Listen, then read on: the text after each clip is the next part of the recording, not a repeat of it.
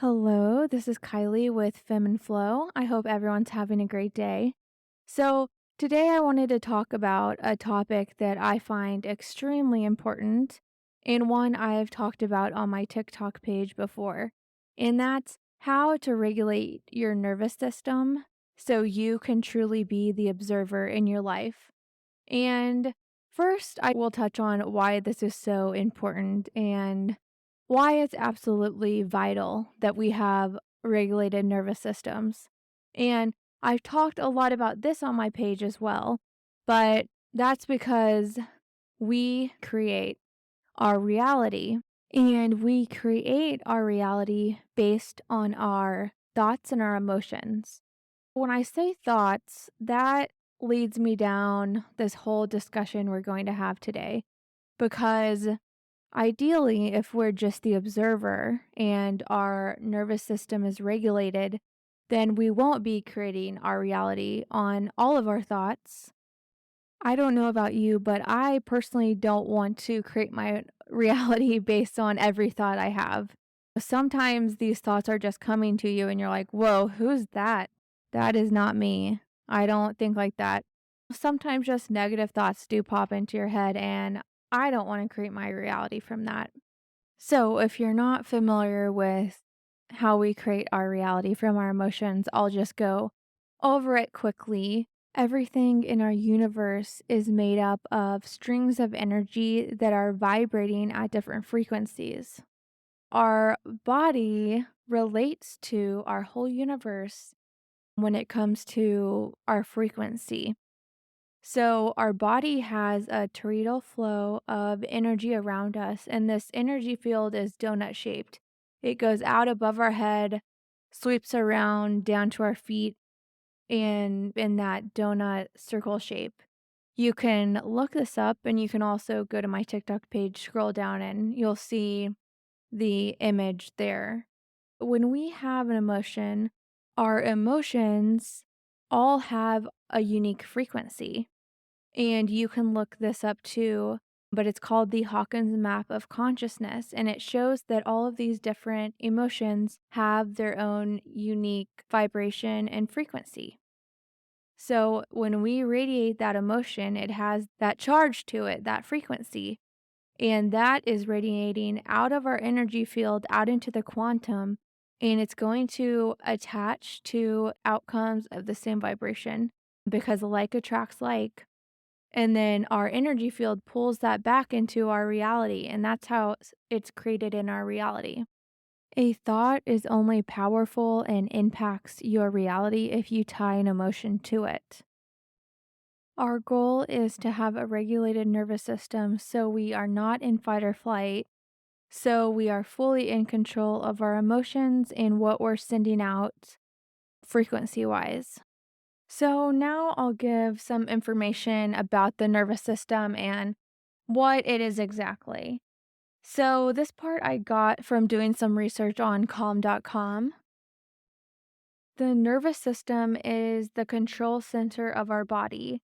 The autonomic nervous system is extremely important when it comes to our emotional well being.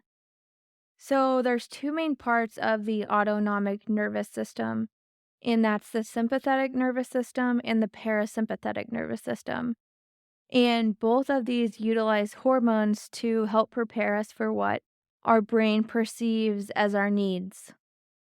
So, when the brain perceives a threat, it turns on the parasympathetic nervous system, and that's what we call our fight or flight response. This is the body's way of preparing you for a stressful situation. The parasympathetic system, on the other hand, kicks in when our brain thinks it's a good time to recover, helping our body to calm down and recover. So, the balance is key when it comes to these two systems. When the autonomic nervous system is balanced, both sides send waves of hormones in equal measure that diffuse each other and help us feel in control. If the sympathetic nervous system pushes too many stress hormones, we become anxious. And if the parasympathetic nervous system pushes too many relaxation hormones, we can feel muted and apathetic.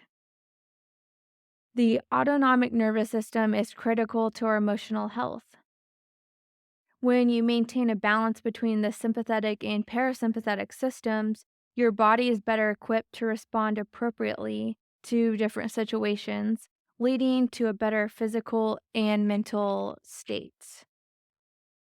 So, here are some signs of nervous system dysregulation: anxiety, panic attacks, digestive issues, trouble sleeping, constant fatigue, and persistent muscle pain. And then some of the stressors that can disrupt your nervous system balance: chronic stress, burnout, traumatic events, poor sleeping habits, unhealthy diet, and not taking time to truly relax. I'll touch on what I think my own personal stressors were just because I think some people can probably relate to my situation. I think it all starts with how I was personally responding to the education system and work environment and work culture. I definitely think I was under chronic stress. I think that chronic stress was mainly from pressure that I put on myself.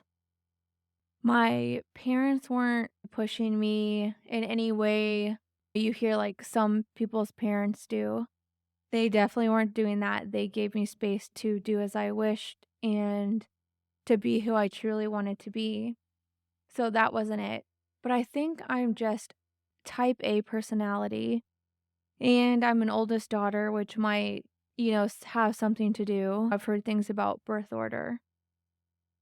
But I always just put all this pressure on myself to be successful, to overachieve, to make myself and others proud, to go into a career that would make a lot of money and make a lot of do something that society deemed as successful.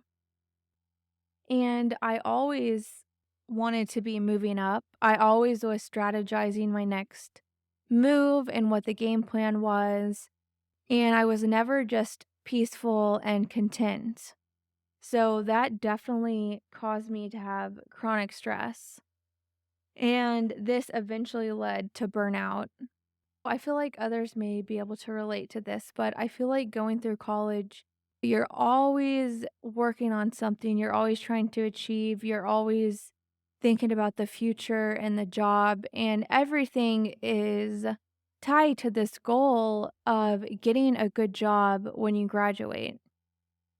And when I did all of that and I finally got to the job, and it was something that society deemed very successful and that I deemed very successful. There was a point that I thought, wow, this is it. This is what all of that education was leading up to. This is the goal. And it was very depressing. And I felt like I had a quarter life crisis. I just knew that was not my path and it did not feel right to me at all. I'm trying to remember the timeline here. I was there at that job for 5 years. I think the first year it was fresh and new, so I was super into that scheming, goal setting. Where can I move to next? What department would make more, has better career trajectory, yada, yada, yada. And I achieved that, moved to, got a job in a different department. And then it all started again. Then what's the next goal? The next goal. And I never stopped to think, do I actually like this? Do I actually want this for my future? Does this feel right? I never did that. And then with this career, it involved taking some really challenging exams that get you like a certification in that industry. And these were extremely hard. And some of them have, I think they have a 20 to 30% pass rate. So they're challenging, and you have to dedicate a lot of time to studying for this. And I didn't actually feel passionate about that. It just seemed like the next step because, like I said, I was never in peace or contentment. But I think that's what I don't think that's just me. I think that's what education and the work culture pushes at you. And I am 30 years old, so I was entering my career at a time that hustle culture was huge, and I bought into that also. Eh, Now I am so turned off when I think about hustle culture. And now, I don't know, I think I'm just burnt out on goal setting. I just I don't wanna talk about goal setting now. I feel burnt out from that. So, one more thing before we move on. This was also a time when I was intermittent fasting. I was skipping breakfast every day and drinking coffee on an empty stomach. And I do think there's probably a difference when it comes to men versus women and maybe even individual, but this was definitely not something good for my own body. So, just a quick little summary. My personal stressors were chronic stress from education, work, and putting pressure on myself, burnout, and the unhealthy diet that was the skipping breakfast, intermittent fasting, and drinking coffee on an empty stomach. So, this next part, I'll just talk about the ways to regulate your nervous system, just the generic list with some explanation. And then I'll get into what I personally did to regulate my own nervous system. So, before I begin this list, know this is a comprehensive list. I know there's a lot of things on it. And if you tried to adopt all of these habits at once, it would be super overwhelming. Maybe if you're taking notes, just write down the ones that sound good to you, that sound like they would be good to add to your routine. Something about them resonates. Just take the ones you want. You don't have to try to do all of this. And then maybe at the end, when you can compare this full list to the specific things I did, that might be able to help you decide what you want to add to your routine as well. Before I begin, I got a lot of this information from calm.com and healyournervoussystem.com. So, the first thing on this list is breathing exercises. And these help calm the sympathetic system. Remember, that's the one that will trigger fight or flight and activate the parasympathetic system. The next thing is moderate exercise. This can relieve stress and regulate the nervous system. Some different kinds of moderate exercise that you may enjoy: jogging, taking a walk, yoga, just dancing around your house. Physical activity may help release tension and help your body feel more relaxed. The next thing is meditation. And I'll talk about my personal experience with this later. Bookmark that for now. Then the next thing is mindfulness. And this can even be walking in nature where you're really mindful of your surroundings. You're really feeling the breeze hit your face and how the sunshine feels on your skin, and really notice the trees and the florals around you. The next item on my list is chanting, singing, and laughing. Chanting, singing, and laughing all stimulate the vagus nerve, and this is the main nerve in your parasympathetic nervous system, which can make you feel relaxed. And also, when you're doing these things, it's an increase in oxygen, and that helps your energy and your mood. The next thing, massages. And then the next item is emotional freedom techniques, EFT tapping. This is an emerging practice that involves gently tapping specific points on your body while focusing on a calming phrase. Some common areas to engage in tapping include the outer palm, center of your forehead, below your nose, and below your lip. Those are just to name a few. The next item is placing your feet on the earth, and this is also called grounding or earthing. And this may help calm the nervous system and bring it back into balance. And to do this, you can just put your bare feet on the earth. And I have some more notes on this later on when I talk about things I personally did. The next thing is connect with nature. And I think this one really goes along with mindfulness. Like I mentioned before, you can just go out in nature and be really mindful of your surroundings and let all your senses really focus on what's going on. Just feel the breeze, feel the sun, just really immerse yourself into nature.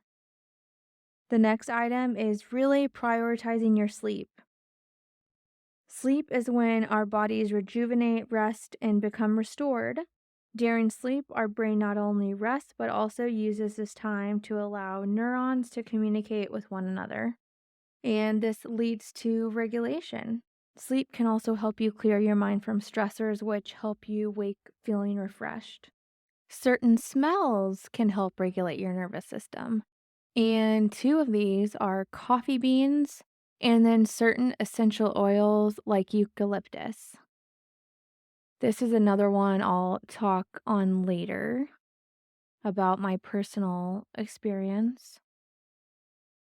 The next is rest and relaxation without screen time or obligations, lifting weights and resistant activities, sunshine. Sunlight helps build vitamin D, which helps a dysregulated nervous system. It's best to get sun in the morning before the sun reaches its highest UV. Sun exposure increases levels of serotonin, which is responsible for our mood. Gratitude journaling, this really helps you focus on all the good things in your life, and it really triggers the feeling and the vibration of those high frequency emotions, which is great. It puts you in that state. Epsom salt bath, hypnotherapy, guided relaxation, and suggestion to help allow patients to reach a state of deep relaxation. And this can rewire the nervous system. And I will talk a little on this later as well. Neurofeedback. This is a non invasive way of measuring and training the nervous system. It is a procedure that measures brain waves and provides the patient with real time feedback about how the brain is functioning. The proper vitamin and mineralization for your body is really important, but I'll touch on a few specifics. Omega 3, the nervous system is responsible for sending signals throughout the body, and omega 3 fatty acids are essential for proper nervous system function. Another one is magnesium. This is an essential mineral for a healthy nervous system. Magnesium induces a relaxation response. When you are deficient in magnesium, it may inhibit several neurotransmitters that support signal transmission between nerves. And I looked at some different sites because I know I've seen before that a huge percent of the population is deficient in magnesium, but a lot of these sites were seeing really different figures. So look it up if you're interested, but I won't mention it just because the figures varied so much. The next item is GABA. I think that's how you pronounce it. And it's an amino acid naturally produced in the body. It's the brain's inhibitory neurotransmitter and it helps with a relaxed mood and better cognitive function. B vitamins, these are necessary for proper nervous system function. They help produce neurotransmitters, which are responsible for sending signals between cells. L-theanine, an amino acid naturally occurring in tea leaves that promotes relaxation and increases cognitive function. L-theanine can be found in green tea and matcha, which is ground up tea leaves. I love matcha, and that's a big item on my personal list that I'll talk about later. The next one is St. John's wort. This is an herbal remedy best known to help relieve symptoms of anxiety and depression. Electrolytes. Your nervous system is responsible for transmitting signals throughout your body and needs electrolytes to function properly. Nerves cannot function properly without a proper balance of sodium, potassium, magnesium, and calcium. So, an important thing with this is drinking the correct water. spring mineral water has all of these great minerals intact still. And I'll talk about my personal water consumption later. Right now, I'm just going through this list. The next is blood sugar balance, high quality nutrition, getting an abundance of vitamins and minerals from your food. Yerba mate, I've never had that. I should try that. Limit alcohol consumption. Alcohol impairs the central nervous system by preventing brain receptors from communicating correctly. Over a more extended period of time, alcohol may cause damage to the nervous system, which manifests as problems balancing, slower reaction time, confusion, and decreased alertness. And despite some studies saying that some alcohol may be beneficial for us, that is simply not true. If you're interested in this topic, a great podcast is Dr. Andrew Huberman's podcast about how alcohol impacts our brain. And he states on that episode that alcohol has no benefit to us. And when we feel that drunk feeling, it's literally because the alcohol is poisoning us. Next on the list are the adaptogens ashwagandha and ginseng.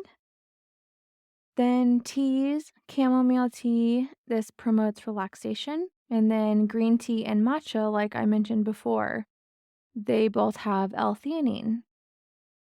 The next thing on the list is set good boundaries. Make sure you take care of yourself and protect your energy. And last on this list is acupuncture. This can reset your nervous system by opening the meridians within the body to promote energy and blood flow. All right, so that was the long, comprehensive list of all the different items that could help you heal your nervous system. And remember, you don't have to do all of that. Pick what resonates, pick what sounds fun or good to you, or whatever would fit into your routine nicely, and just start adopting that. So now I'll get into my own personal story and specific things I did to heal my nervous system. And at the time, I didn't realize this nervous system connection. It's only after I look back on it can see that that's what was happening. But I was very conscious of just always trying to better myself and be healthier. But now looking back, I think all of that happened for a reason, and now I can share my own experience. So, one huge thing I did is change the way I exercise. And I do think there's a difference between men and women, but I personally stopped doing high intensity cardio workouts. So before, that's basically all I would do. And I thought cardiovascular health and I thought that maintained your weight. I just thought that was the ideal version of exercise. And maybe that's what was being pushed at the time. I'm not sure. Like other people might relate to that. I don't do this anymore. I really noticed this when the pandemic first started and I had gained a few pounds and I really wanted to get that off. So every single day I would do a 1 hour Peloton tread boot camp. And I thought this was being disciplined, being healthy, doing something great for my body. And I lost no weight. I was just super starving. I didn't look better at all. And yeah, that was interesting. I think it just really spiked and messed up my cortisol. So then I stopped that and I just focused on walking in nature around my dog. I only had one dog at the time. And just being out in nature, really looking around and appreciating the sunshine and everything around me. So that was really helpful. And I also did weightlifting, and I still do that. Since then, my workouts have evolved from there. I still do the walks in nature where I am very mindful and very present, and I talk to my dogs, and it's just a really great experience. I usually do this around 5 or 6, and it's really nice in the summer because the sun sets later, so you're just out there at a beautiful, beautiful time out during that golden hour. It's just great, and you hear the birds chirping and see animals around you. I always walk by this pond that has ducks, and it's just really great. Since then, I bought one of those rebounder trampolines, those mini trampolines, and I'll put on a great playlist and just jump around. I'll have like little hand weights, and it's really fun. I definitely recommend that. And I'll get to this later, but I started seeing a functional medicine practitioner, and she told me not to do cardio over 30 minutes. And I believe she said to do that once a week. Cardio once a week, don't do it over 30 minutes. This might specifically be for females. I'm not quite sure on this. This is strictly my personal experience. I also started doing Legree again. I used to do it when I lived in a bigger city, when I mentioned the first job I had out of college.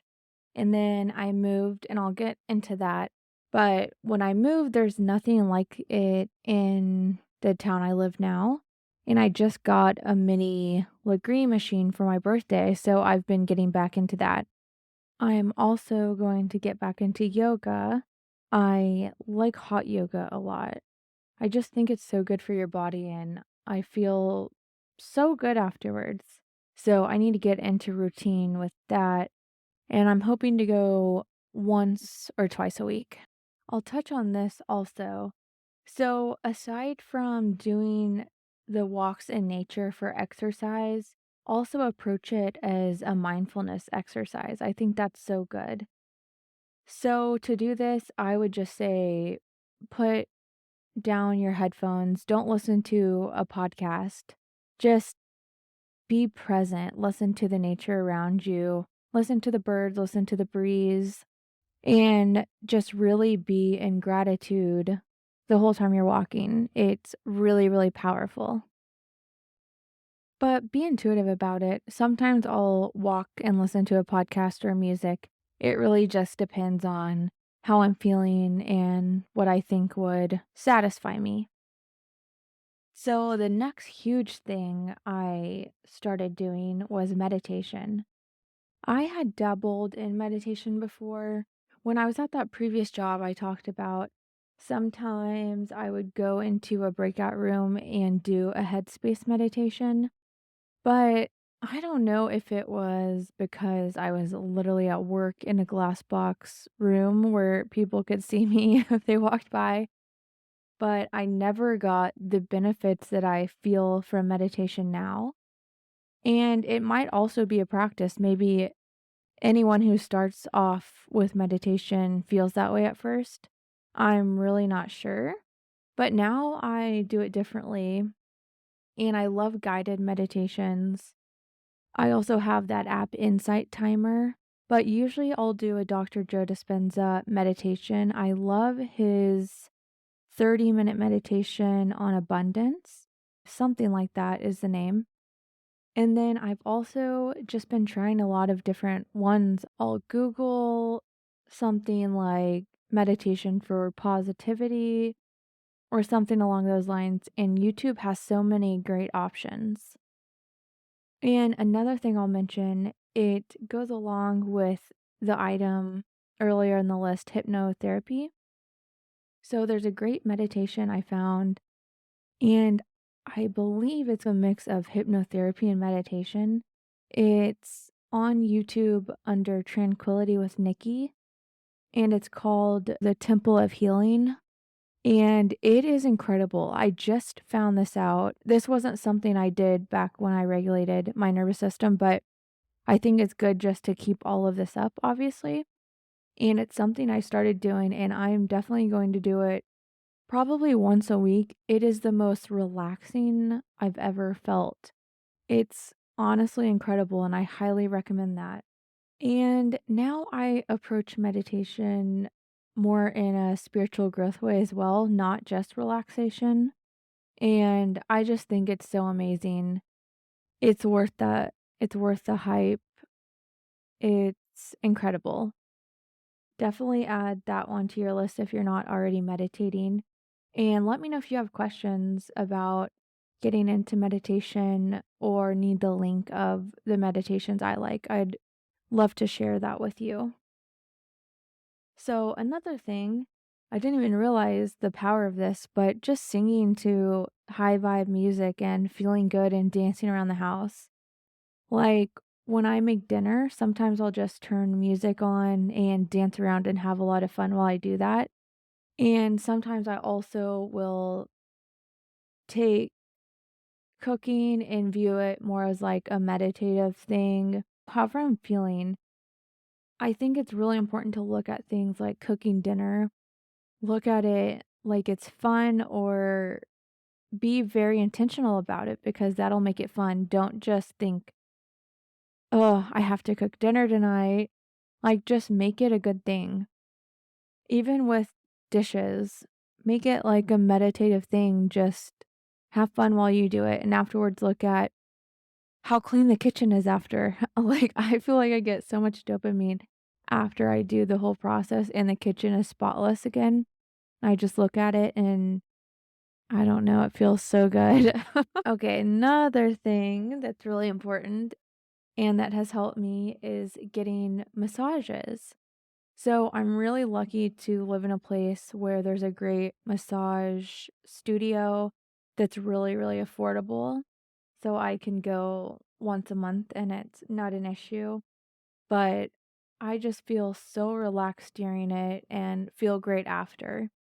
And even now, I still will hold a lot of stress in my shoulders and my neck. So it feels good to go there and just have some time to relax and work on my sore muscles. Another thing is grounding or earthing. So during this period, I would go out in the morning before I showered and just get the sunlight in my eyes and put my bare feet on the earth. And then afterwards, I'd go shower. So I haven't been doing that recently because we're in winter time and it's really cold here. I tried it a few weeks ago and my feet were just frozen. So after that, and this was recently also, I ordered a copper grounding mat. I got this from Etsy. It was well, if you look up copper grounding mat on Etsy, I don't think there's a lot of options. It was some store that had Arizona in the title, I believe, in the title name. And I set this at my desk and I either put it on the desk where I can put my elbows and hands on it or put it on the ground where I put my feet on it. At first, I put my feet on it and it was freezing cold, and my feet just get cold in general. But since then, I found out that actually, if you wear 100% cotton, wool, or linen, you still get the benefits through those natural fabrics. And this leads me to a whole nother thing I'm going to be doing. I didn't realize this, but for summer, I'm always going to be wearing 100% cotton or linen because think of how much time you might be sitting in the grass or sitting on the beach or just being in nature. I do not want my fabric, if I'm wearing a synthetic fabric, to prevent me from getting those benefits. I want to be wearing a fabric that when I'm sitting on the ground, I'm still getting the benefits and don't have to just have my bare feet. So I think this is really important. And I've been thinking about spring and summer clothing. So this is something I've really been looking for and focusing on. Another huge thing is really prioritizing sleep. So I definitely do that now. And I did this during that period as well. So there was a period in time I well, when I was studying for that exam that I told you about, and back when I was in that previous job, that I would set my alarm for really early hours so I could get up and study before work or go work out. And that was not good for me. I think females in general need more sleep, and I was not listening to my intuition. And listen, half the time I would turn that alarm off anyways and keep sleeping, but it just completely disrupted my sleep. I would have been so much better to just not even set that alarm. So this is something I would not do now. I would never want to get up at a super early hour. So there was recent periods where I got up somewhat early before work and did a workout, but this was just way different. It wasn't like 4 AM. I'm talking 6:30. That's way better. And when I would turn my alarm off, I would kick myself and ask myself, "Why are you so undisciplined? Why can't you just get up?" And I was hard on myself, and I just don't want to talk to myself like that either. And I know different people might have different preferences. If you're someone who likes getting up early and that works for you, by all means, go for that.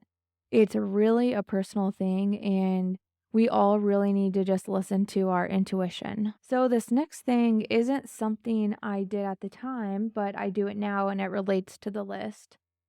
So now I have these really cool little ceramic rock type things that I bought from Etsy that someone handmade, and I'll dab eucalyptus oil or some other great essential oil on them. I have one on my desk and one in my bathroom on my vanity. And these are just great. Dab it on during work and just let that scent help calm you throughout the day. So that's a good little tip. Or get a diffuser. I also have a steam shower, so I'll love to put eucalyptus oil in there and just go in and let the steam relax me and ease my muscles as well.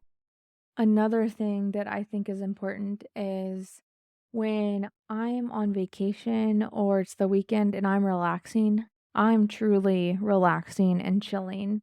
I think it's so important to get that true rest and relaxation without screen time. So I'll just lay out, bask in the sun for a little bit. I'm careful about how much sun I get, so I wouldn't really just lay all day in the sun. Or lay by a pool or a beach and listen to good music or read a book. And I think if you can't just sit and chill and relax and you feel like you need to be doing something or need some stimulation, I really think this may be a sign that your nervous system is out of balance. Because I've noticed now that my nervous system is regulated, I can truly just chill and not be bored and just feel really content and at peace. And that's a really wonderful thing. And I hope everyone can feel that way. An absolutely huge, important thing that I did and I still do is gratitude journaling. And before I tried this, when I heard people talk about it, I did not totally understand the hype. I didn't understand what it truly does. It really just puts you in such a good state of gratitude and makes you feel all these high vibration emotions and get your body and your energy field to start radiating that. And it's incredibly powerful. This is also something you should definitely put on your list to start doing. And don't just write things down without truly embodying it and feeling it.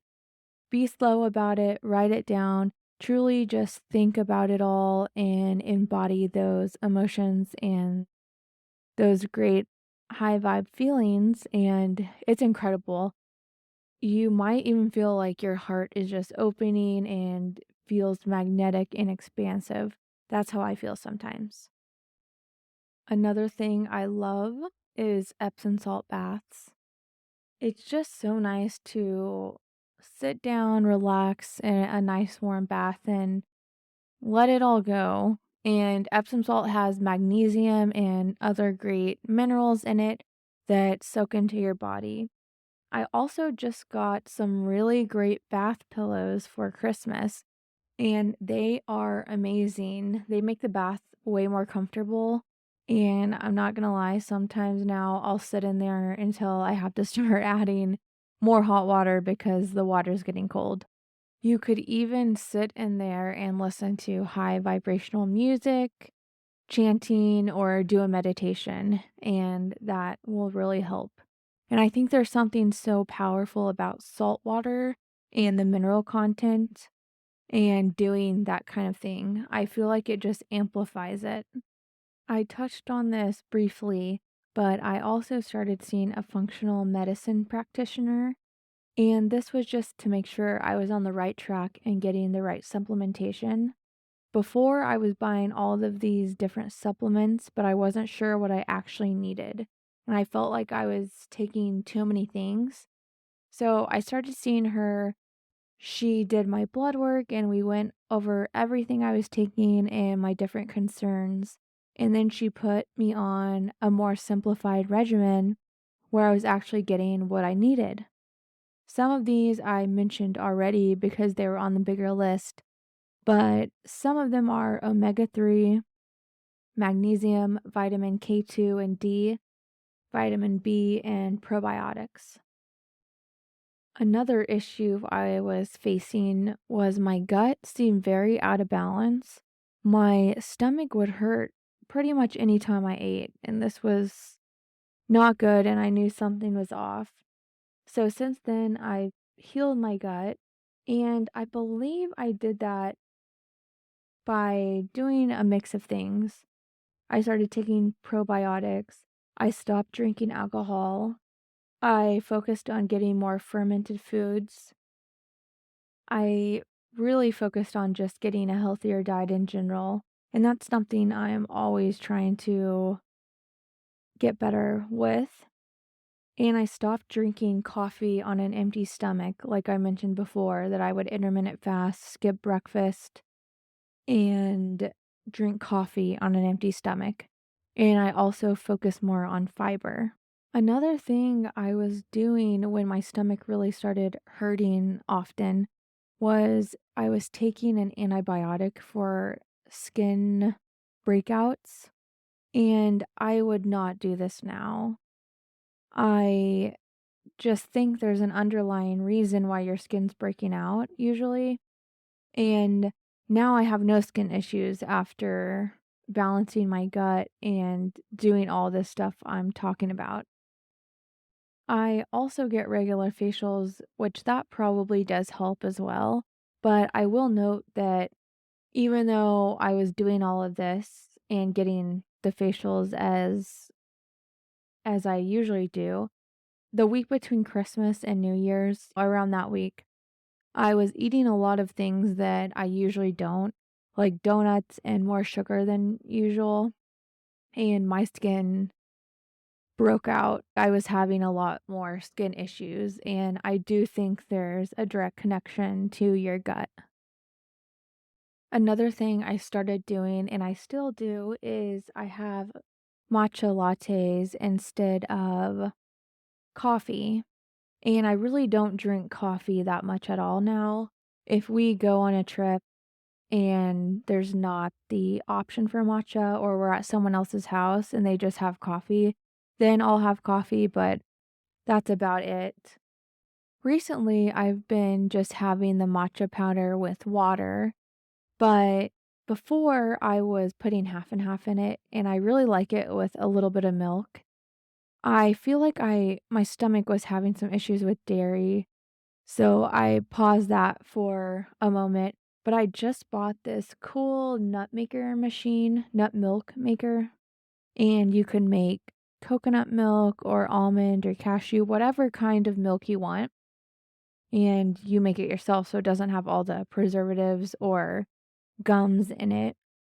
So I'll keep you updated. I haven't received it yet, so I don't know how it will be, but it's really cool. And you can sweeten it with dates or something natural like that. And another thing with my matcha is I don't always sweeten it because usually it's the first thing I'm having, but I do love it with a teaspoon of maple syrup. It's really good. That's a great treat to have. And I actually didn't write this down, but I've also started having cacao.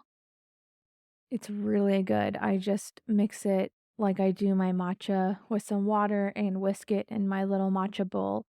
And that sometimes I'll add maple syrup to that as well. And I'll usually have that in the afternoon as a sweet treat. And it's really, really good.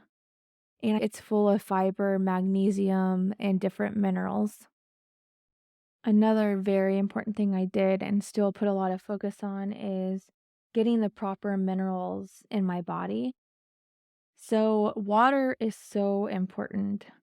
We don't want to be drinking just plain purified water. It's stripped of the minerals. We truly want spring mineral water. And I know that can be more challenging. So I think the next best option is getting a great water filter that keeps the minerals intact or remineralizes it. So I just bought an Aquasana and it does reverse osmosis on the water and remineralizes it. And another thing you can do if you want more minerals in your water is put a little pinch of Celtic sea salt in it. That salt is full of minerals. Another thing that will help you get your minerals is the Water and Wellness Quinton capsules. I don't know if I'm saying that right. It's Quinton. Look that up. It's really interesting. And that was something I was also doing. And then another thing is Sheila G. And it's this black, it looks like black tar, and you can put it in hot water or hot tea. And that's really interesting as well. It's full of trace minerals. So look that up. This is a more recent thing, but I bought a water bottle that will put hydrogen in the water. It's called Echo Go. And I've been doing this every day for probably the last 2 weeks, and I do feel like I have more energy. So look up the benefits of that, and if you're interested, it's called the Echo Go. And it's super easy. It comes with a charger and you just click a button and it puts hydrogen into the water. I'm always putting more focus on getting high quality nutrition. I do think this is a hard thing in our society right now. There's so much junk food around. There's just not very high quality of food. This is definitely something I have to put a lot more focus on. And I also live in the Midwest, and I just feel like the produce isn't always very good in the winter, obviously. This is just something I focus on a lot. This summer, I definitely want to go to the farmer's market a lot more and get produce there. One huge thing I did is I stopped drinking alcohol altogether. It's been about a year and a half, and it's been the best decision I've ever made. And I don't find it hard at all. I feel really empowered. And now when I look at the culture around alcohol, it baffles me and it really makes you think about society and how it's built and just the culture in general. When I first decided to see how it felt to quit alcohol, I was more sober curious, if you've heard that term before. And I just thought, okay, I'm going to try it for a month, 6 months. I don't really remember having a time frame on it, but I just was going to try it and see how it went. And I downloaded this app called Days Since. You just put in the date where you stopped or started doing something, and then it just gives you a count. And it was just interesting going along, and I was like, "Okay, I love this. I wanna keep this up." And then seeing that count just go and go, it was really, really interesting. And another thing that just led me to stay off of alcohol is in the beginning, I stopped drinking for maybe a few months. I can't remember exactly. I could look up my app, but I'm not going to just for time's sake. But then my boyfriend at the time, now he's my husband, we went to Vegas for a fun weekend. And there I drank some. I didn't even drink a lot though. And my body got so sick afterwards. Not hangover sick, just my immune system was like, no, no, no, don't start this again. It was really interesting. I definitely took it as a sign that I was on the right path when it came to removing alcohol from my life. So the next thing is I stopped intermittent fasting where I would skip breakfast and not eat until lunch. Like I've mentioned a few times already, I do think there's probably a difference between men and women. And I heard someone talk about recently how a lot of these studies are just looking at men and not taking women into account. So we need to remember that when we are reading these different studies and getting our information. So not only was I skipping breakfast, I was also having coffee on an empty stomach. And that was probably not good for my gut health or my cortisol. So fixing that really helped a lot. And now I always eat a really healthy and nutritious breakfast. I just think about it as the first start of my day, just getting a lot of vitamins, nutrients, fiber in to balance me out throughout the day and make me feel good and have a lot of energy. One thing I've really been liking is I'll make over medium eggs cooked in olive oil and then 2 pieces of Ezekiel toast with Kerrygold butter and some drizzles of honey. And I love that, and it makes me just feel really energized and balanced throughout the day. Another thing I really like to do is read before bed. I think it just relaxes me and prepares my body for sleep. I don't think it's probably good to watch TV right up before you go to bed. I'm sure the blue light is messing with you, and I bet it's just overstimulating you. I like to just lay down and read, and that really works out to prepare me for sleep. And I always read interesting books that I look forward to reading, and they give me more information. So, another thing I want to do way more, but I do think is so important, is spending time in the ocean or in salt water. I touch on this, but I think salt water is so powerful, all those minerals in it, and I think it does something really special to our energetic field. I won't get into that here, but I just think spending more time in the ocean and in salt water and soaking in nature that way is really, really powerful. So, another thing I think really helped and just set it all off. I really could have talked about this before I got into all of these personal bullet points, but was just quitting a job that I didn't enjoy and didn't feel like was a fit for me. That really helped, obviously. And it's not that it was a toxic environment, really, or it wasn't a good job. I think a lot of people would enjoy it, but I just had this feeling inside that it wasn't my path. It wasn't aligned with what I was supposed to be doing.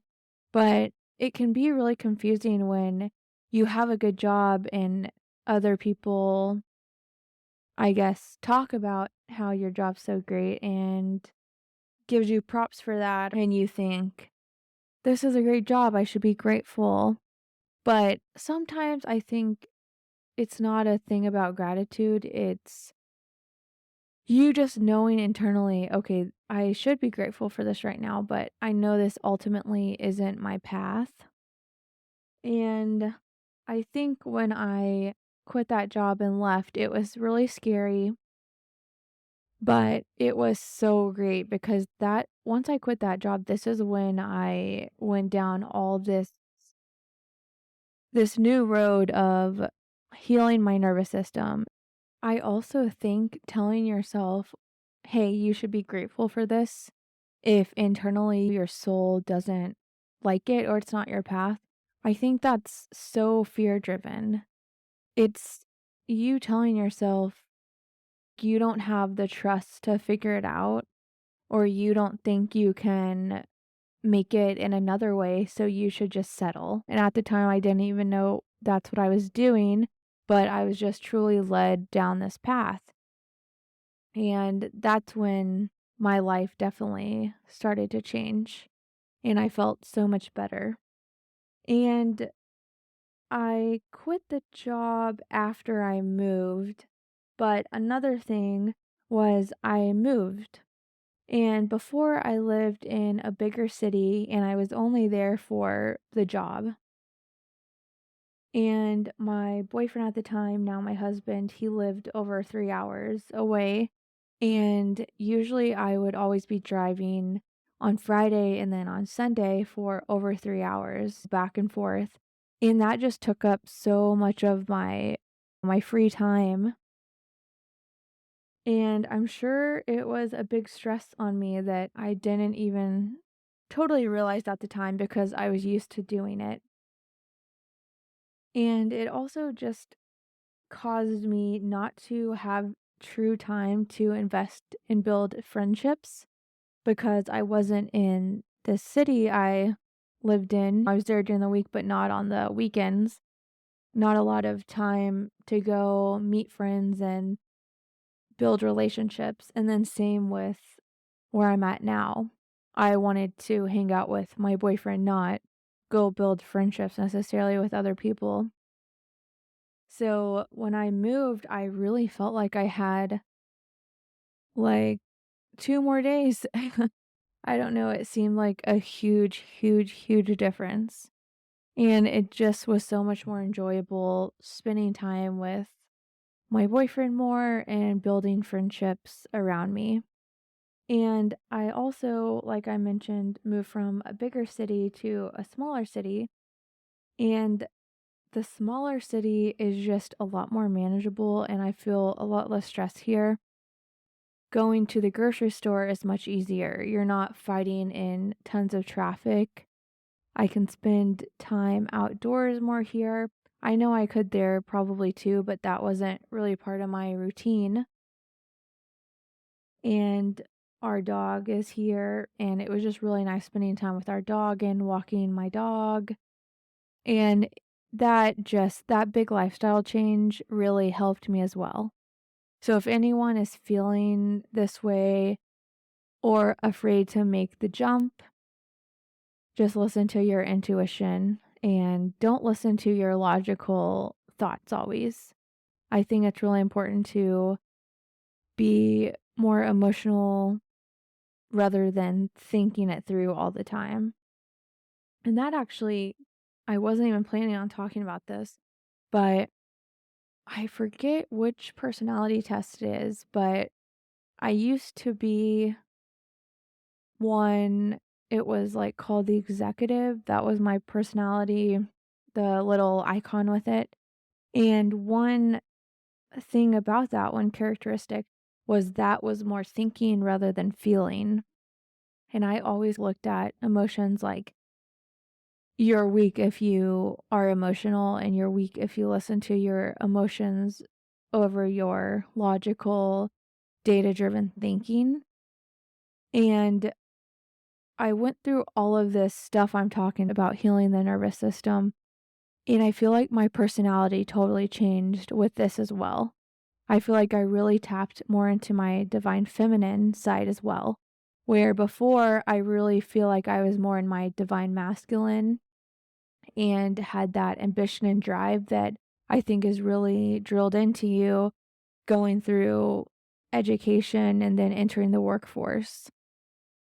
And maybe not everyone falls into this. Like I said before, that might just be a more type A personality type of trap that you might fall into. But I took the quiz again, the personality test, after all of this process of healing my nervous system and when I felt more in touch with my divine feminine and felt way, way more balanced in my life.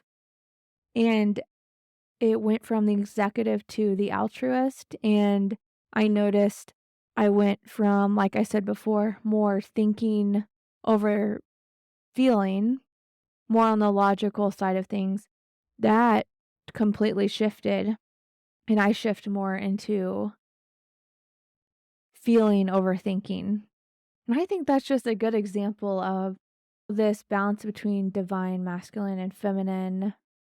And there's just so much power in your feminine side, in softness, and listening to your heart, and listening to your feelings. I think there's just something so special and so important about that.